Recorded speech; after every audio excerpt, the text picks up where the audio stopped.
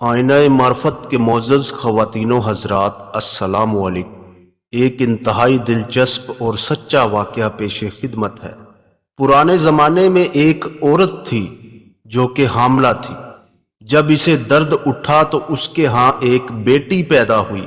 اس عورت نے اپنے خادم سے کہا کہ آج بہت سردی ہے، لہٰذا آگ کا انتظام کرو تاکہ کمرے میں کچھ گرمائش ہو جائے۔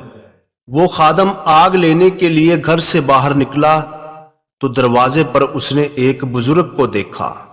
اس بزرگ نے اس خادم سے کہا کہ کیا ہوا ہے، لڑکی ہوئی ہے یا لڑکا ہوا ہے؟ تو خادم نے کہا کہ لڑکی پیدا ہوئی ہے۔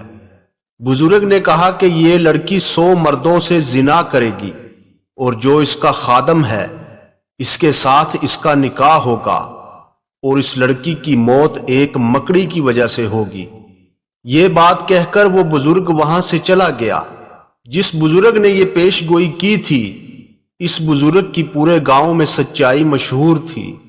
اس کی کہی ہوئی کوئی بھی بات یا پیش گوئی آج تک جھوٹی ثابت نہ ہوئی تھی، لہٰذا اس خادم کو یقین ہو گیا کہ یہ بزرگ جو پیش گوئی کر کے گیا ہے یہ بھی سچ ثابت ہوگی۔ خادم گہری سوچ میں ڈوب گیا۔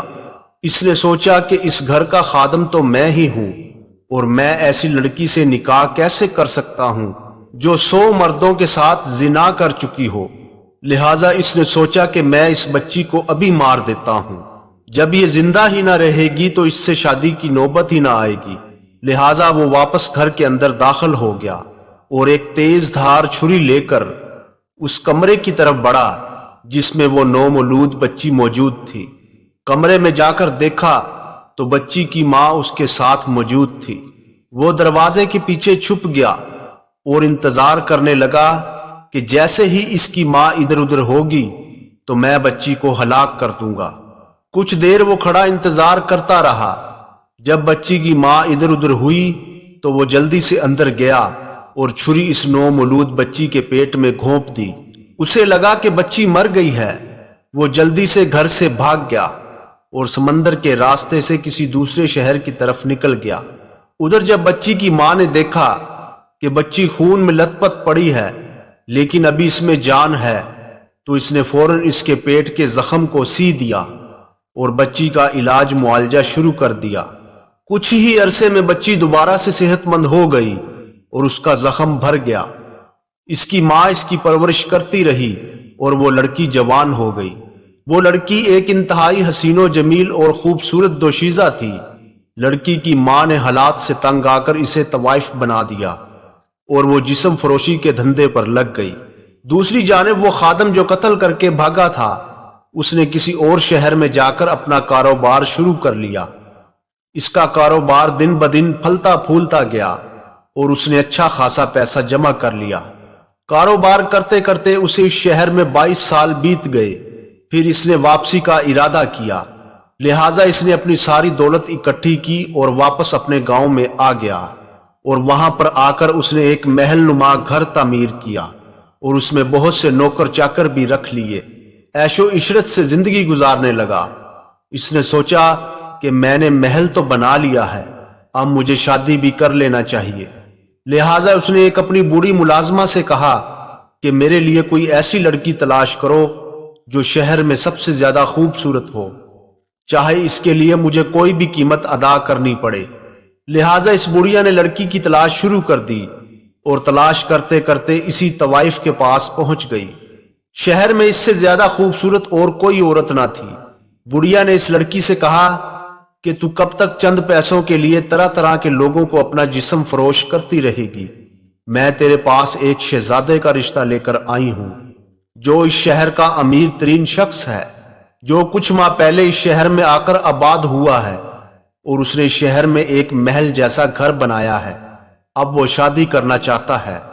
اسے شہر کی سب سے خوبصورت لڑکی کی تلاش ہے جسے وہ اپنے محل میں رانی بنا کر رکھے گا۔ اس طوائف نے کہا کہ اگر یہی بات ہے تو میں شادی کرنے کے لیے تیار ہوں، لیکن جب اسے پتا چلے گا کہ میں طوائف ہوں تو وہ مجھے چھوڑ دے گا۔ بڑھیا نے کہا کہ اس بات کی نوبت تب ہی آئے گی جب اسے یہ بات پتا چلے گی۔ میں اسے اس بات کی خبر ہونے ہی نہ دوں گی۔ لہٰذا اس شرط پر وہ لڑکی مان گئی۔ بڑھیا واپس اس شخص کے پاس گئی اور کہا کہ میں نے لڑکی ڈھونڈ لی ہے جو کہ انتہائی خوبصورت اور حسین و جمیل ہے، لہٰذا ان دونوں کا نکاح کر دیا گیا۔ اور وہ لڑکی رخصت ہو کر اس شخص کے گھر آ گئی۔ شادی کی پہلی رات جب وہ شخص اس لڑکی کے پاس گیا تو اسے دیکھتے ہی اس کا دیوانہ ہو گیا اور اسے اس سے محبت ہو گئی۔ وہ اس کے حسن کے گن گانے لگا اور کہنے لگا کہ میں نے آج تک تجھ جیسی حسین لڑکی نہیں دیکھی، تم بہت حسین و جمیل اور خوبصورت ہو، مجھے تم سے محبت ہو گئی ہے۔ وہ آپس میں باتیں کرنے لگے۔